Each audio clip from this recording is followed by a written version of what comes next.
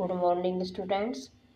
आज हम सिविक्स में लेसन नंबर 3 इलेक्टोरल पॉलिटिक्स उसके क्वेश्चन आंसर करेंगे। Question number 1, what do you mean by election. Elections के आपका क्या अर्थ होता है। The process by which people elect their representative is called election. यानी कि प्रक्रिया जिसके द्वारा हम अपने प्रतिनिधित्व को चुनते हैं उसको हम इलेक्शन कहते हैं। दूसरा क्वेश्चन है हमारा, what do you mean by voters.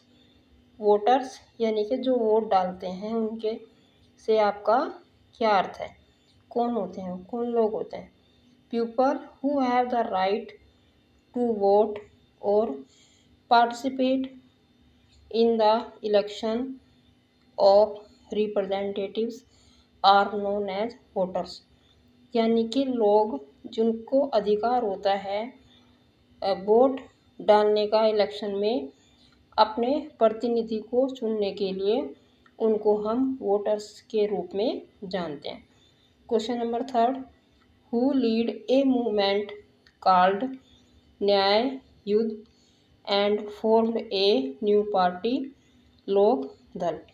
तो कौन थे वो जिन्होंने कि एक आंदोलन चलाया, नया युद्ध और एक नई प्रकार की पार्टी लोकदल का निर्माण किया।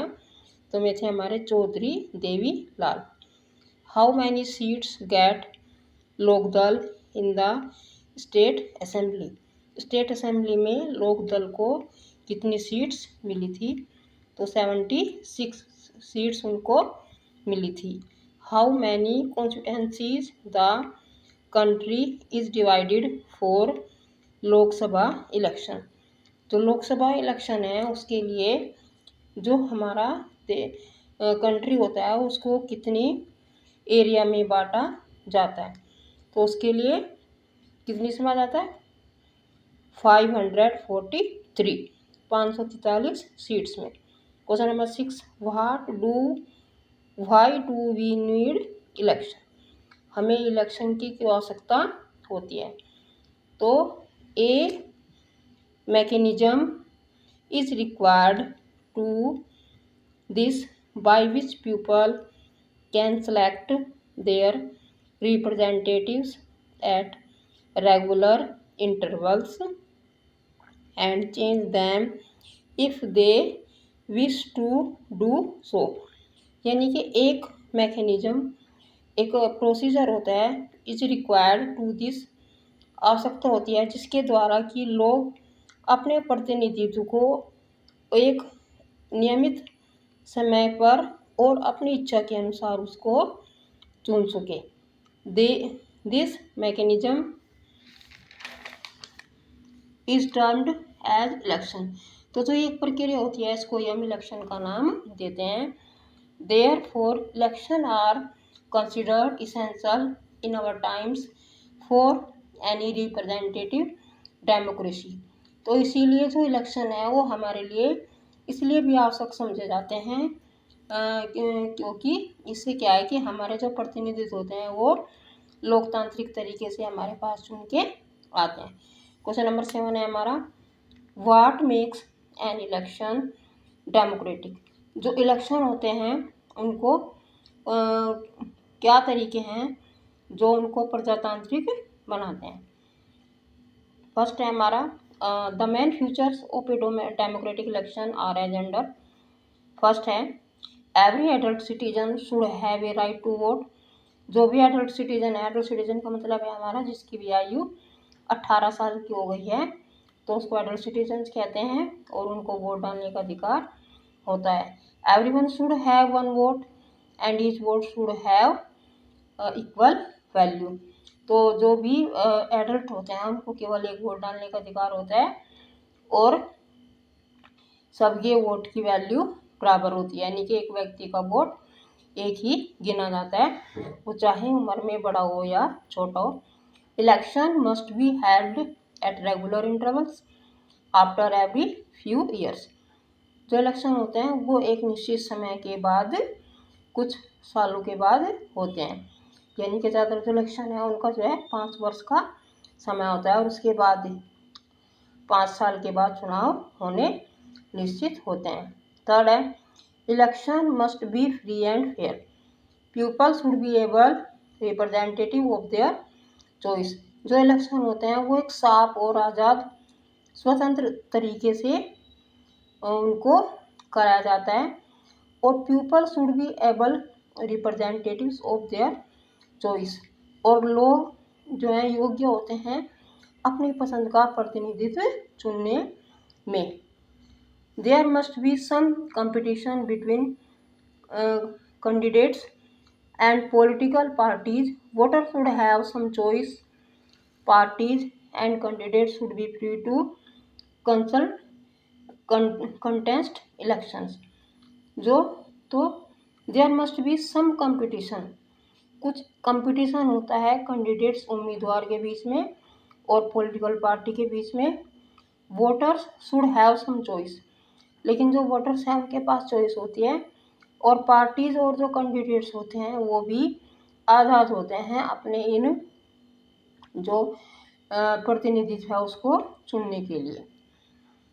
Question number 8, what are the challenge to free and fair election. जो हमारा इलेक्शन है वो साफ और निष्पक्ष तरीके से हो, उसके लिए कौन कौन सी चुनौतियाँ हैं। नंबर 1 है हमारा, some political parties have the dominance of particular families. जो कुछ पॉलिटिकल पार्टीज हैं तो उनका जो है कुछ पर्टिकुलर फैमिली में उनका अधिकार होता है। Tickets are distributed to relatives from these family. तो जो टिकट्स होते हैं केवल वो इन लोगों के परिवार के सदस्यों को ही दिए जाते हैं। और there is a huge disadvantage suffered by smaller parties and independent candidates as compare to bigger parties. तो क्या होता है कि इसका जो है बहुत बड़ा हानि होती है।